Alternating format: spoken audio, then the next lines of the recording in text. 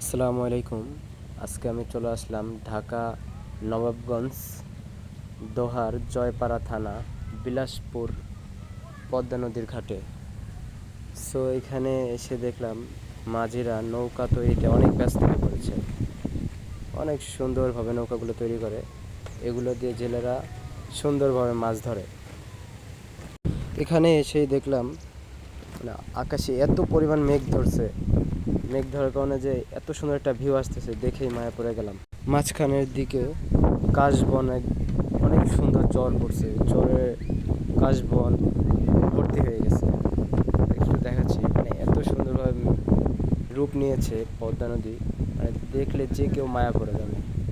তো আমি একটু আপনাদেরকে দেখাচ্ছি ভিডিও করে, দেখেন কত সুন্দর।